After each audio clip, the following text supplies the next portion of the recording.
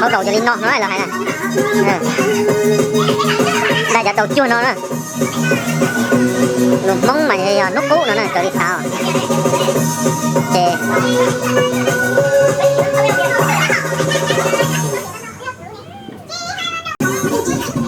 Sân lồng tí mày xả cùn nó nè, ban đầu là lò dậy cái tiêu. Đấy lâu là dậy thâu à. Mà nó chỉ chơi căn đuôi rồi trời đi sao.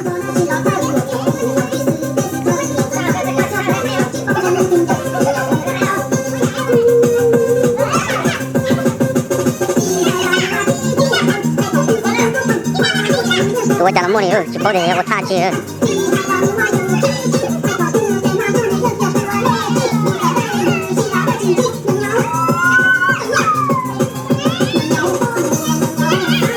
rồi để cố bên này tôi khổ tỏ bà thế mình chơi của xã đình chơi cái căn đùa là áp tàu đùa thế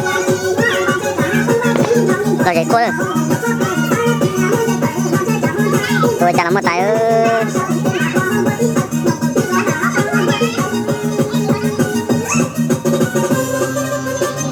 hai đợt tạt vào nào bỏ cái để của thật tươi tôi chơi chả lắm môi luôn rồi vậy chết kìa khâu đầu nữa khâu đầu nữa khâu đầu để khâu đầu nó tỏi vậy khâu đầu nữa rồi cho tôi ra rồi chơi nó rồi cho tôi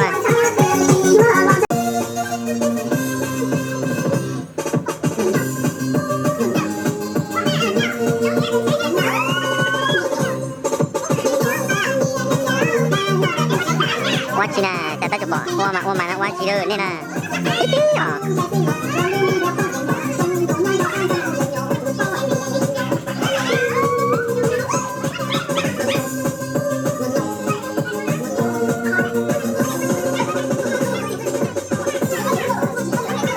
Sân lồng tìm may rồi đó, con nó đột dày.